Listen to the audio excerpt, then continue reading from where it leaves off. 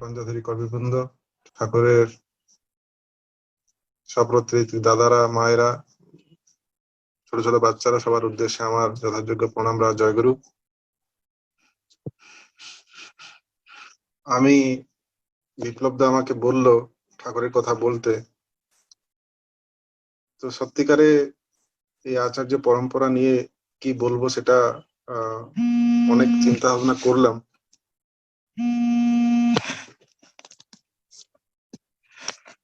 তো একটা কথা আমার মনে এলো, আমি তো শুনলেন আমি উড়িষ্যার জগন্নাথ দেশের ছেলে। তো তখন রাজা ইন্দ্রদুম্ন শুনেছেন নীলমাধব, যিনি স্বয়ং জগন্নাথ, তিনি নীল পর্বতে আছেন, শবরের রাজার হাতের আছেন, আর জীবন্ত ভগবান।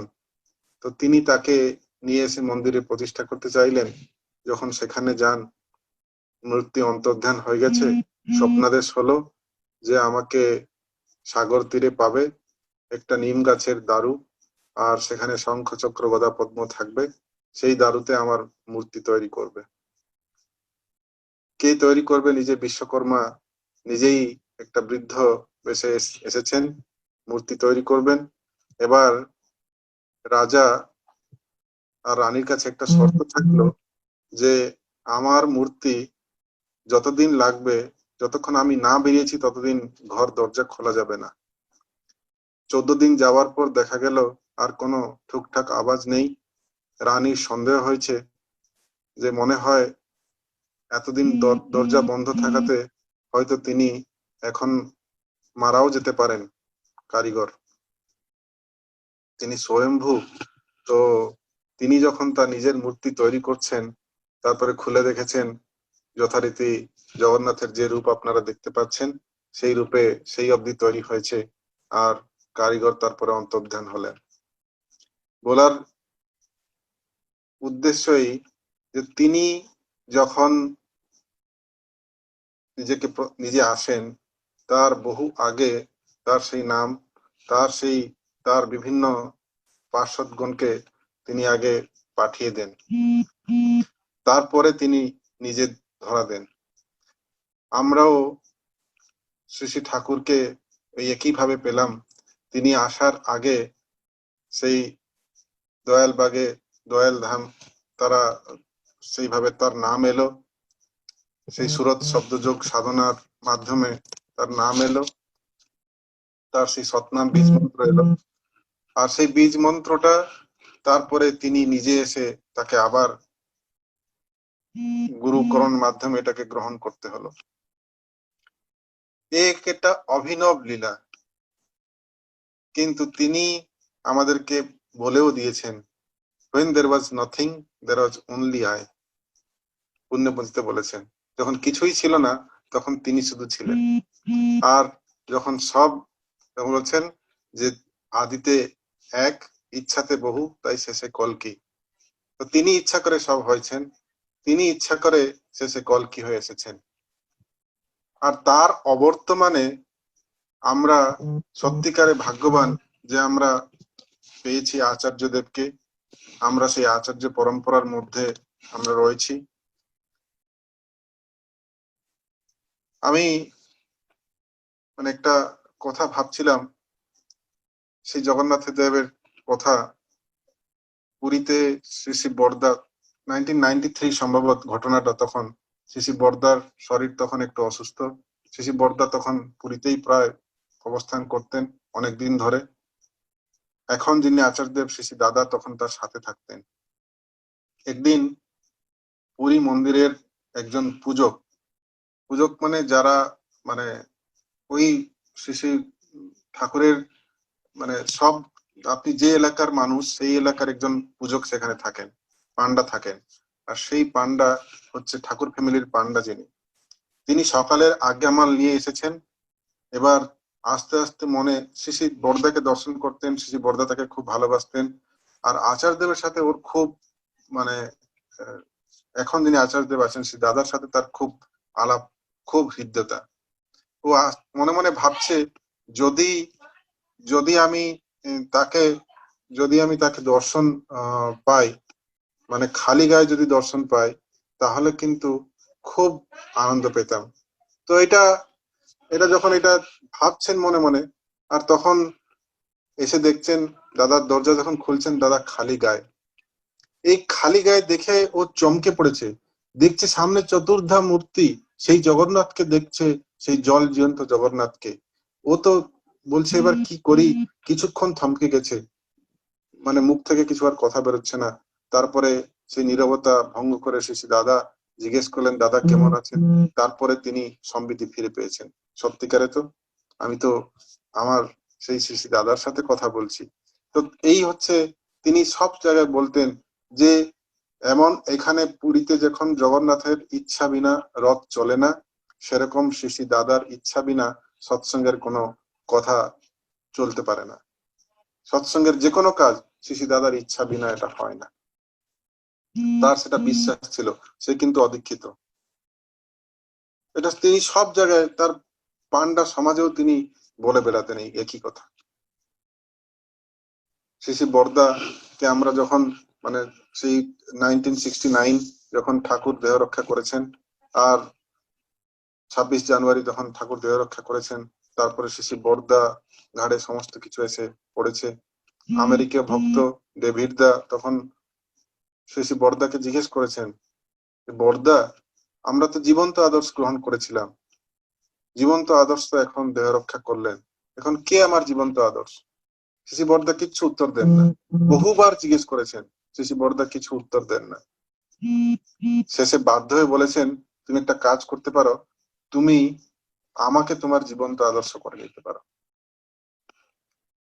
আর একটা কথা সতত মনে রাখবে, ঠাকুর কিন্তু আমার সবার জীবন্ত আদর্শ, নাম আর নামই অভিন্ন। তখন তিনি খুব খুশি হয়েছেন। বরদা মৃদু হেসে যেরকম এটা বললেন, তিনি খুব খুশি হয়েছেন। সত্যি আপনারা চিন্তা করুন, আমরা শিশি বরদাকে পেয়ে যে কতটা শিশি বরদার সমস্ত কিছু, তার জীবন এমন ভাবে ইষ্টের প্রতি উৎসর্গীকৃত ছিল যে আমরা সেই আচার্য পরম্পরার মাধ্যমে বহু মানুষ, যারা পুরনো মানুষ যাদেরকে দেখি, তারা সব যারা বরদার সেই শাসন পেয়েছে, শাসন তোষণ পোষণ সব পেয়েছে যারা, তারা কিন্তু সত্যিকারের খাঁটি সাধক হয়ে উঠেছে। আমরা আজকে নতুন প্রজন্ম, আমরা হয়তো ঠাকুরের কাছে যতটা যাচ্ছি অনেকটা আমরা ইলেকট্রনিক মিডিয়ার উপরে ডিপেন্ড করি। কেউ হয়তো পূজনীয় সিপাহীদের সাথে সাথে কথা হচ্ছিল, হয়তো বললেন আমার তুমি এলে আশ্রমে আমার সাথে কথা বলছো, আর কথা বলতে বলতে আমি তোমাকে বলছি যে মানুষ আপন টাকা পর, যত পারিস মানুষ ধর। ঠাকুরের একটা ছড়া তোমাকে আলোচনা করছি।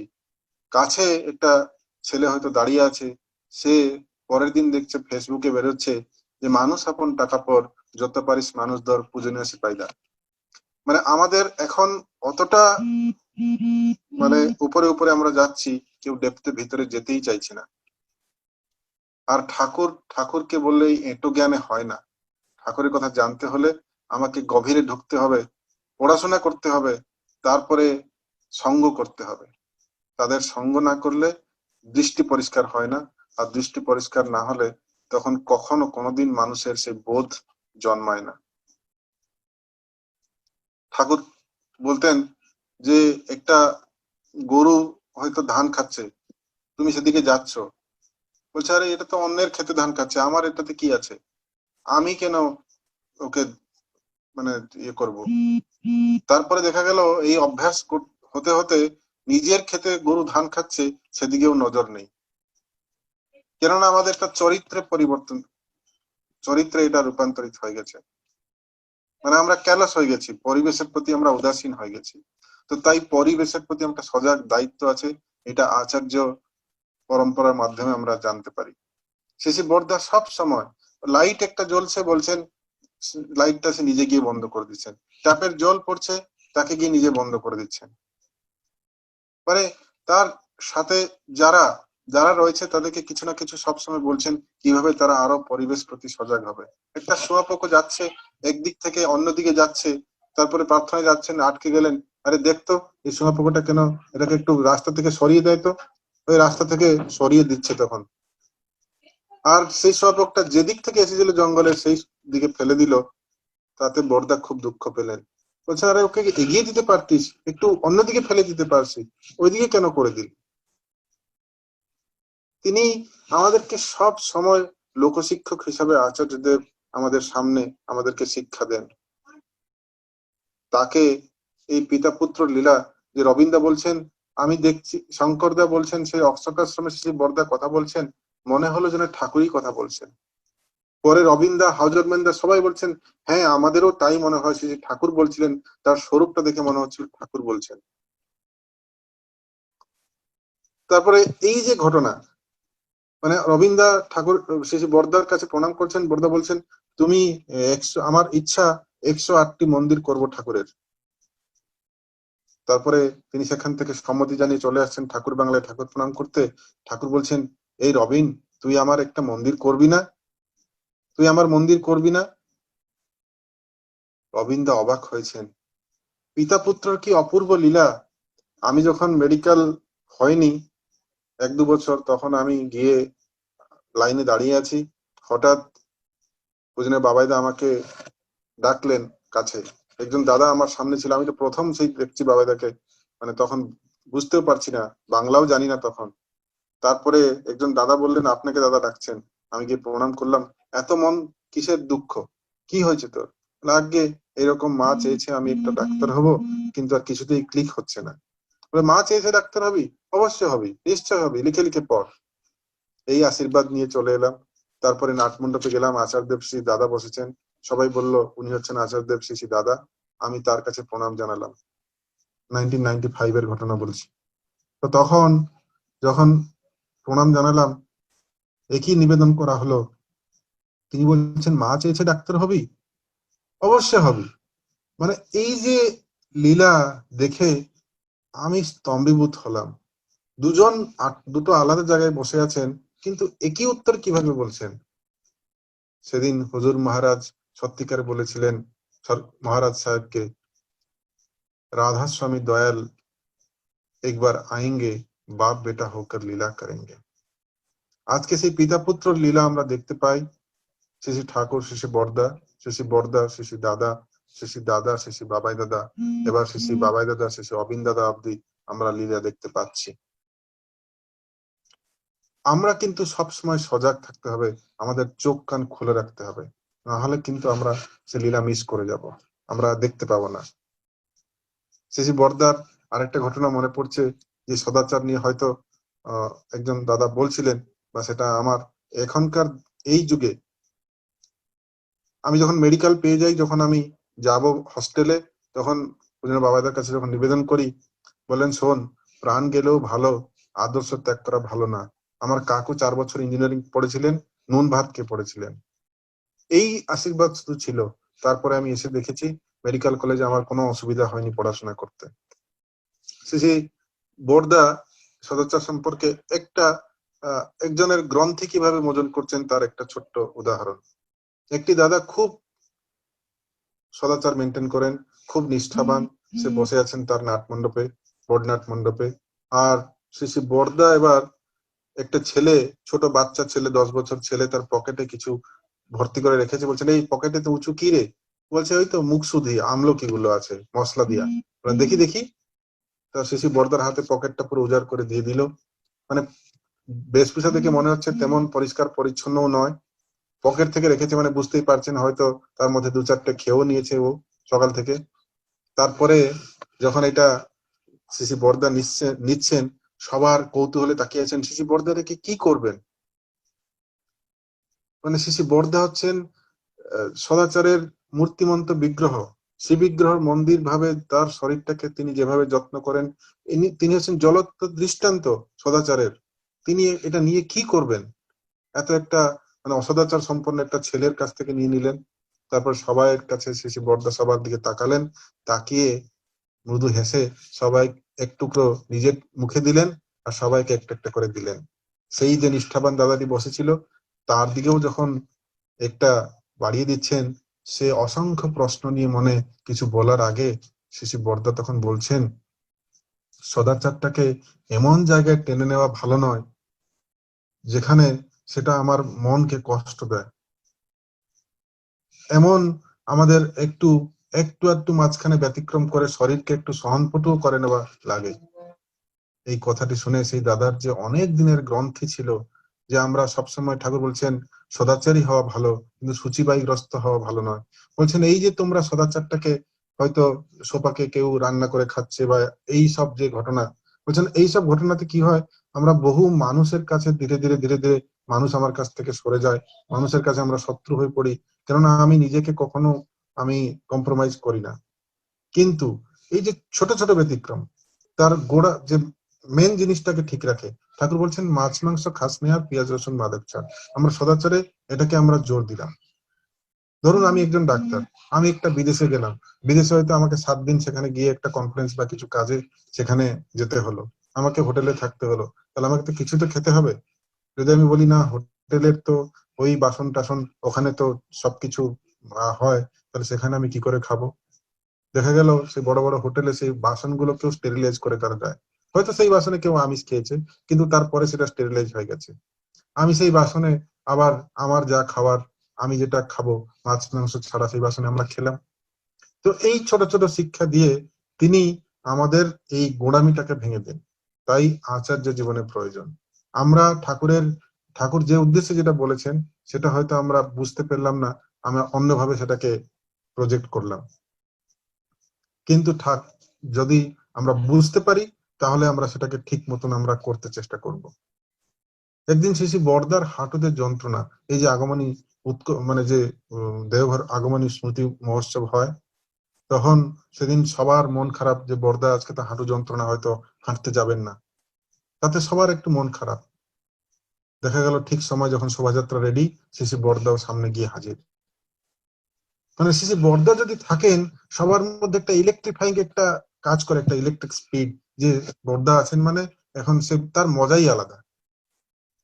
তো সবাই মজাতে মজা নিচ্ছে খুব। শেষে বর্দাও ঘুরে চলে এলেন, আর তাকে যখন মানে প্রশ্ন যখন করা হচ্ছে, বলছে না আমার কোনো অসুবিধা হয়নি। প্রায় 2015 বা 16 ঘটনা হবে।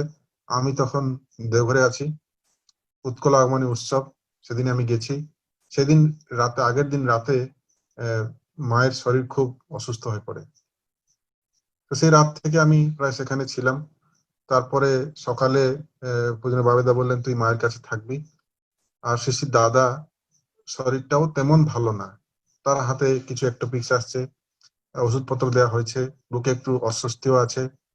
তারপরে যখন শোভাযাত্রার সময় হয়ে গেল, তখন সেই দাদা ধুতি পাঞ্জাবি পরে এসেছিলেন, মায়ের ঘরে ঢুকলেন, লোক শুনছো আমি যাচ্ছি শোভাযাত্রায়।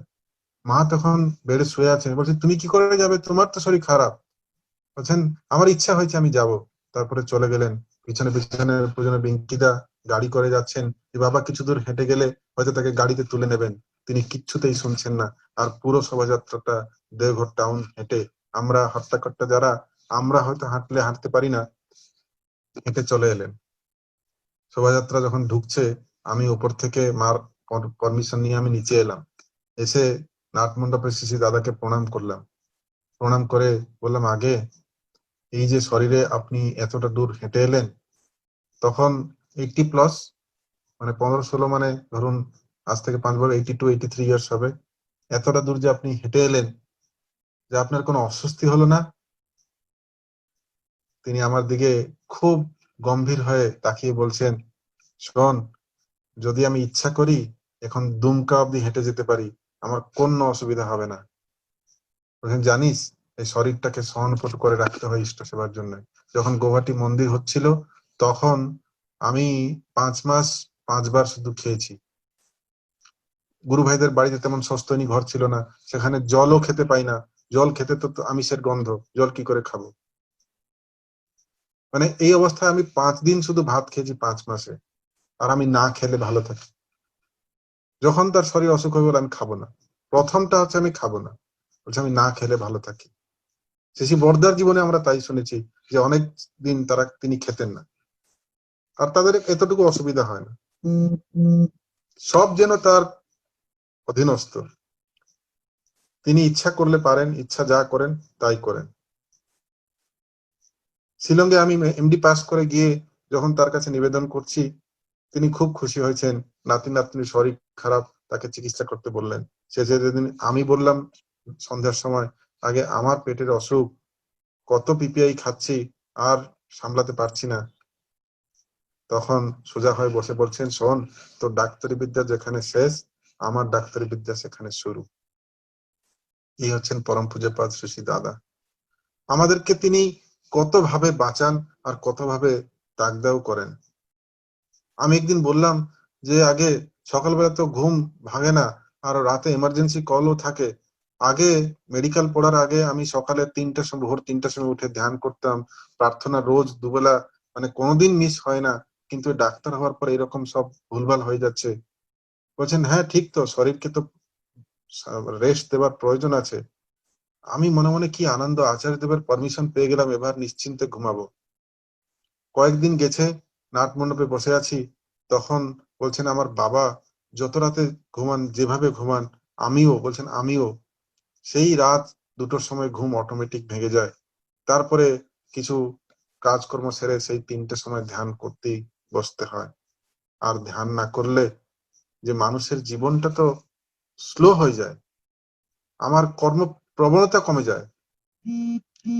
আবার সেই চোখ খুলে দিলেন যে না, নামধানের আর কোনো সেকেন্ড অপশন কিছু নেই। 1995-এ যখন 1975-এ যখন গৌহাটি মন্দির উদ্বোধন হবে, তখন শ্রী শ্রী বরদা এসে আগের দিন রাতে পৌঁছালেন। কর্মকর্তারা অস্তব্যস্ত, এরকম একটা কিছু একটা ক্রাইসিস চলছে, গভর্নমেন্ট থেকে সব রেস্ট্রিকশন করে দিয়েছে, কোনো চাল কোন ডিস্ট্রিক্টে কোন ডিস্ট্রিক্টকে সাপ্লাই করা যাবে না। মাথায় বাজ পড়েছে তাদের, এত লোক কালকে সকালে আসবে, খাবে কি? চাল নেই, একটাও চাল নেই। শ্রী বরদার কাছে নিবেদন করা হয়েছে। বরদা বলছেন, দোট ওইসব ছাড়, তুই গিয়ে আগে, যে এত লোক আসবে থাকবে কোথায়, সকালে পায়খানা যাবে কি করে, জল কোথায় থেকে আসবে, এগুলো সব ব্যবস্থা হয়েছে? ওরা না, এগুলো হয়নি, আগে সেগুলো দেখ। ঠাকুরের দয়ায় খাওয়ার কোনো, ঠাকুরের মানে, আমি বলছেন যে আমি লক্ষ্মী মায়ের সন্তান, তার লক্ষ্মী গর্ভ থেকে আমার জন্ম, যে ঠাকুরের দয়ায় খাওয়া দাওয়ার কোনো অসুবিধা হবে না। তো তারপরে সেই দাদারা যখন গেছেন তখন রাত হয়ে গেছে, একটা গুরু ভাইয়ের দোকানে গেছেন, বলছেন কিছু পাইপ টাইপ নেবো, আছে কিছু? বলছে 2 দিন আগে পুরো দোকান খালি হয়ে গেছে। আরো চিন্তায় পড়ে গেছেন, বলছে তোদের সাপ্লাইয়ের কাছে চলো। সাপ্লাইয়ের কাছে গেছে, দেখছে সেই রাতে 1.5 রাত অব্দি তার দোকান খোলা আছে। এত রাত অব্দি দোকান খোলা রেখেছেন না, হিসাবপত্র চলছিল তাই। তার সমস্ত যে উপাখ্যান বলার পর পাইপের কথা যখন বলা হয়েছে, কত পাইপ লাগবে বলছে, বলছে 1 ট্রাক পাইপ লাগবে। বলছে ঠিক আছে, আমি এটা বিনা পয়সা দিয়ে দিলাম, অত বড় একটা কাজ হচ্ছে, গুরুর মন্দিরের উদ্বোধন, আমারও কিছু পুণ্য হোক। সে বিনা পয়সায় পাইপ দিয়ে দিল। তারপরে পরের দিন সকালে উৎসব চলছে, দাদারা যখন শ্রী বরদার কাছে নিবেদন করছেন, শ্রী বরদা বলছেন, এই শোন, ঠাকুর বলেছেন নাকি, আমার হরস্কোপে এটা আছে, আমার কুষ্ঠিতে এটা আছে, যে আমার পরামর্শ নিয়ে যারা কাজ করে তাদের কাজ সিদ্ধি হয়। আর আমি বলছি বাবুর কুষ্ঠিতেও তাই আছে। বাবু মানে শ্রী শ্রী দাদা। আমি বলছি বাবুর কুষ্ঠিতেও তাই আছে। ঘাটাল মন্দির উদ্বোধন হবে 1983 মনে হয়, তখন সবাই গেছেন, গুরু পরিবার সবাই। শ্রী শ্রী বরদার তখন শরীর অসুস্থ। তখন দুলালদা আর ব্রজদা গিয়ে নিবেদন করছেন, আগে আপনি যদি কালকের দিনটা থেকে পরশুদিন এখান থেকে যাত্রা করেন খুব ভালো হয়। বলছেন আমাকে কিছু বলিস না, এখন বাবুকে জিজ্ঞেস কর, বাবু যা ভালো বোঝে সেটাই করবি। আর আমি বলি যে এখন তোমরা যেরকম আমার কথা শুনে ঠাকুরের কাজকর্ম করতে, এখন বাবুর কথা শুনে ঠাকুরের কাজকর্ম করবে, আর অন্যকেও করতে বলবে। তিনি ক্লিয়ারলি বলে দিয়েছিলেন তখন যে আমার পর বাবুই সমস্ত কিছু, তার নির্দেশ মেনে চলবে। আজকে আমরা সত্যিকারে ধন্য। মানে সেদিন মানে তিনি শ্রী বরদা বলছেন পূজনীয় সিপাহীদাকে, শোন বাবা, তোর আমি জীবনে বহু পণ্ডিত দেখেছি, কিন্তু তোর বাবার মতন মহাপণ্ডিত আর দ্বিতীয় একটা ব্যক্তি আমি দেখিনি। আমি নাটমণ্ডপে বসে সেদিন, আমি সেদিন সিপাহীদাকে বলছিলাম যে আগে যে অনেক আমার জীবনে মনে হচ্ছে মিস হয়ে গেল, যে তার কাছে কত কথা আমি না শুনেছি, একান্তেও শুনেছি, নাটমণ্ডপে বসেও শুনেছি, ধরে রাখতে পারিনি। ডায়েরি লেখার কোনো আমার অভ্যাসও নেই, আর এই ব্যস্ততার মধ্যে আমি লিখতেও পারি না। বলছেন শোন, ঘোড়াটা তার কাছে খালি করে যেতে হয়। হয়তো তোর আমি তোর আমিত্ব নিয়ে তুই গেছিস, তাই হয়তো তার কাছে সমস্ত কথা শুনেও তোর অন্তর ভিজেনি। আর যেগুলো অন্তর ভিজে যায় সেগুলো সারা জীবন মনে থাকে। আমি হয়তো এমার্জেন্সি ডিউটি করে তার কাছে চলে গেছি, হয়তো মাথায় তার কাছে বসে আছি, মাথায় কিছু ঢুকছে না, তিনি অত মূল্যবান কথাগুলো বলছেন। কালকে আমি সেই রাতেই ফোন করেছি প্রয়োজনীয় বিঙ্কিদাকে, বলছেন আমি প্রায় 9:35 বাজে তখন, বলছেন আমি বাবার পিছনে দাঁড়িয়ে আছি, নাট মণ্ডপের পিছনে বাবা বসেছেন। আগে অন্তর পুরো শুকিয়ে গেছে। সে আপনি বলতে থাকুন বাবা কি করছেন সেখানে, আপনি শুধু বলুন, এটাতেই মন ভরে যাচ্ছে, আর কিছু লাগবে না। আজকে পূজনীয় মেজ বৌদিকে ফোন করলাম, তার জন্মদিন আজকে, শুভ জন্মদিন। বললাম কি হচ্ছে, বলছেন তোর দাদার শরীর খারাপ ছিল দুদিন, মানে এত টেনশন গেছে, একটু একটু হালকা জ্বর ছিল, একটু মানে শরীরটা খুবই খারাপ, বিছানা থেকে উঠতে পারছিলেন না। তারপরে কালকে রাতে এসছেন, বাবা মা দুজনেই এসছেন। আমি মনে মনে শুধু একটাই প্রার্থনা, বলছে শোন আমার জীবনে আর কেউ নেই, আমি বিয়ের আগের দিন অব্দি ডিম খেয়েছি, বিয়ে হয়ে যাবে যে পরিবার আর ডিম খেতে পারবো না, ডিম খেয়েছি। তারপরে সেই বাড়িতে আসার পর 9 দিনের দিন আমার ঋত্বিক হচ্ছেন আমার শ্বশুর মশাই আচার্যদেব শ্রী দাদা। তিনি আমার ঋত্বিক, তিনি আমার আচার্য, তিনি আমার গুরু, তিনি আমার জীবনের রক্ষাকর্তা। আমি অস্তব্যস্ত হয়ে তাকে আকুল ভাবে প্রার্থনা করছি যে আমার স্বামীকে কি একটু বাঁচাও। তারপরে তিনি এসেছেন, বলছেন বাবা মা তো তাই আসে বাড়িতে, বাবা তো এমনি ঢুকেন না, বাবা মা দুজনেই ঢুকেছেন, ছেলের কাছে কথাবার্তা বলেছেন, মা তার মাথায় হাত বুলিয়ে দিয়েছে, আর বাবা তাকে যা বলার বললেন। বলছেন তারপর থেকে দেখি তোর দাদার গায়ে যেন শতসিংহের বল। সে মানে কি বলবো আর, এখন তো দাদা গিয়ে নিচে বসে আছে, আর ওখানে আর সে বাবার সাথে কোথায় ঘুরতে বেরিয়ে গেছে। মানে এই যে হচ্ছে, তারাও সিপাহীদা 4 দিন আগে আমাকে বলছিলেন, বলছেন যখন 1920-তে কেষ্টপ্রসন্ন ভট্টাচার্য এসছেন ঠাকুরের কাছে, তখন তিনি ঠাকুরের সাথে আলাপ আলোচনা করার পর তিনি মনে মনে ভাবছেন যে আর একটু সাধন ভোজন করলে মানে আই ক্যান ম্যাচ, মানে ঠাকুরের যে শক্তি, আমিও সেই শক্তির অধিকারী হয়ে যাব। তারপরে তিনি সাধন ভোজন শুরু করেছেন। 1955 সালে জামতলার ঘরে গিয়ে বসে বলছেন, প্রায় 35 বছর পর ঠাকুরের সঙ্গ করার পর, বলছেন ঠাকুর আমি এটাই ভেবেছিলাম যখন আপনার কাছে এলাম যে একটু সাধন ভজন করলে হয়তো আপনাকে ধরে নেব, কিন্তু এখন যে আপনি কোথায় আছেন আর আমি কোথায় আছি, মানে অনন্ত মহাসাগরের একটা ক্ষুদ্র লবণ কণিকা আমি মনে হচ্ছে এখন। আর মানে তার মানে কি কৃষ্ণপ্রসন্ন ভট্টাচার্য কোনোদিন সাধনা করেননি? এতদিন কি তার কিছুই লাভ হলো না? কিন্তু যত ডুববে তত বেমালুম হবে। সেই ভক্তি অন্তরে যখন ভক্তি আসবে, তখন আর কথা বেরোবে না, তখন বাষ্পরুদ্ধ হয়ে যাবে। তখন সেই আচার্যদেবকে আমি দেখেছি যে যে কোনো বিষয় আপনি বলুন, যে কোনো বিষয়, সেই বিষয় তিনি এত সুন্দরভাবে এত সুন্দরভাবে তার ব্যাখ্যা রাখেন, সেটা যারা না দেখেছে তারা বুঝতে পারবে না। আমি একদিন নাট মণ্ডপে আমি বসে আছি, পাশে অবিন দাদা বসে আছেন। আমি একটা ফেসবুকে একটা পোস্ট দেখলাম, একটি স্টুডেন্ট একটা মৌলানাকে আবুল তাবুল অনেক প্রশ্ন করছে, বলছে তোমার আল্লাহ এত স্বার্থপর যে তিনি বলছেন যে আমাকে ছাড়া আর কাউকে ডাকা যাবে না, কাউকে পুজো করা যাবে না, এরকম কি বলা ঠিক হয়েছে? সে মৌলানা হয়তো তার উত্তর ঠিক মতন দিতে পারছেন না। আমি প্রশ্নটি অবিন দাদাকে করলাম, আর অবিন দাদা আচার্যদেবকে এই প্রশ্নটি বলে, হেমন্ত দা এই বলছে। তখন শ্রী দাদা বলছেন, শোন, সেই যুগে যে শেষ নবী ছিলেন, যে মোস্ট ইভলভ পার্সোনালিটি যিনি ছিলেন সেই যুগে মাফিক, তিনি ছিলেন মোহাম্মদ রসুল।